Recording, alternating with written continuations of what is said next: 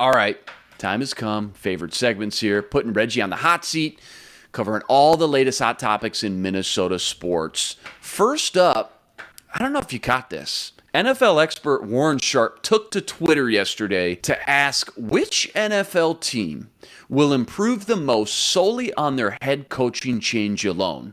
While receiving a plethora of feedback, the answer is still unclear. A lot of different answers thrown out there. But what does it mean when it comes to which team will improve the most after making their recent coaching switch this season? If you haven't seen it, I'll give you a few of the obvious ones. Obviously, Chicago, Nagy's out. Denver, Fangio's out. Hackett's in. Jacksonville, that was a popular answer. Myers out. Doug Peterson gets brought in. Of course, Mike Zimmer, Kevin O'Connell. Joe Judge in New York for the Giants. Dabble comes in. What'd you think of this list? It's a good list. I think you kind of take Chicago out of it, man. They got some time that they need to get their lives, get their affairs in order. Yep. Yeah, just come on.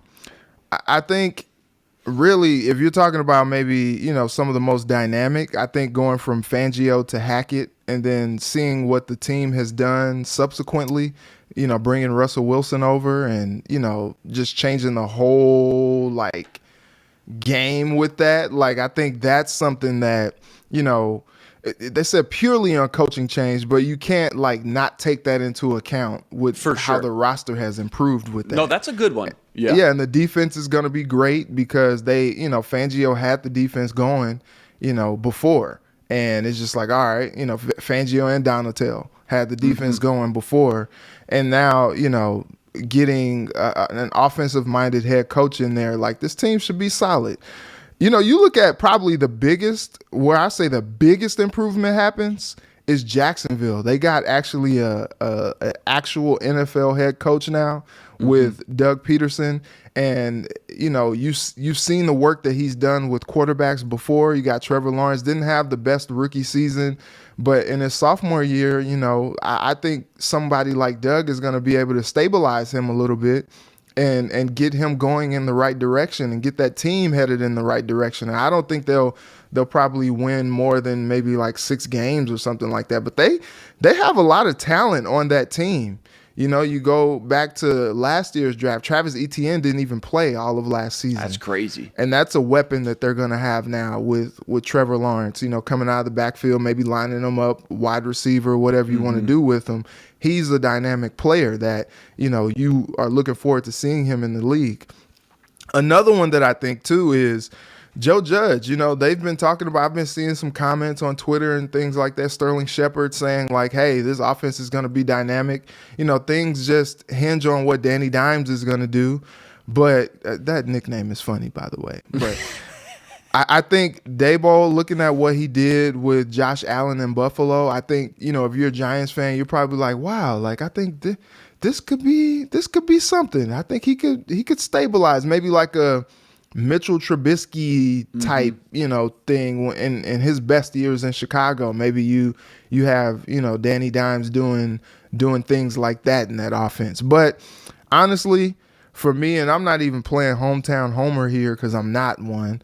I have no rooting interest in this at all. But I think going from Zimmer to O'Connell is a huge deal. Their philosophies are just totally different. You go from this old school, throwback type of head coach to O'Connell, young guy, fiery guy, just, from all things we've seen, a fun guy, coming in and stabilizing this offense, bringing the offense to this next millennium, if you will. That, the offense was just, it was great to see what the offense did, even though they didn't necessarily have the coaching staff in place to stabilize them. You hope to see that moving forward, this team kind of takes the next step from an offensive consistency standpoint with Kevin O'Connell being there and some of the improvements that they've made with some of the players that they've brought in on defense. I think just purely on this coaching change, and,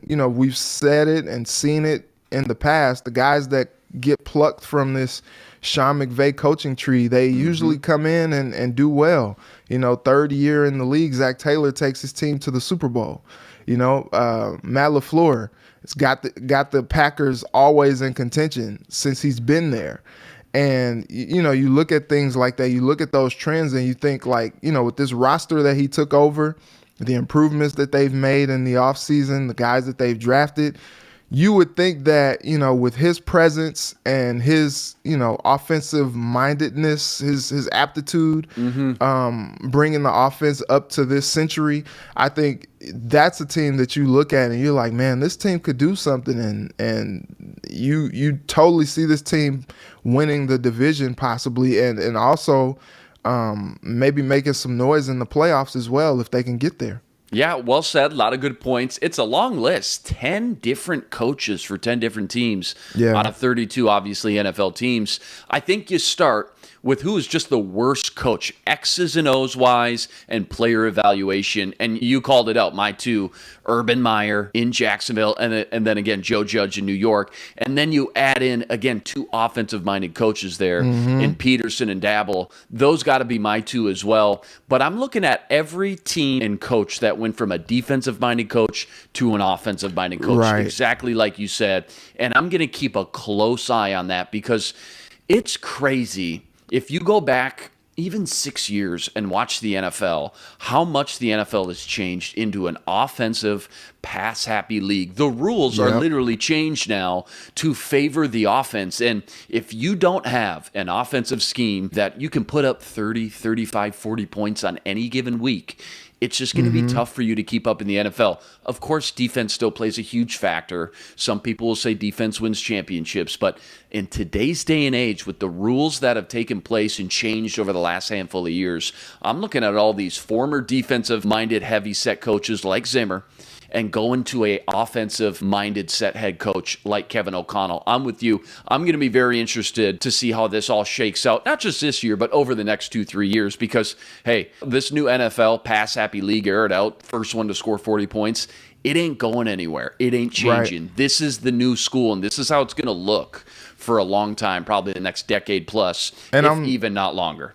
And I'm interested, too, to see what happens because, the defiance that we've seen from guys like John Elway in the past where, it's gone to like a pass-happy league and he's still hiring the best defensive guy. Like when he hired Fangio, everybody was just like, what is he doing? And what's interesting is,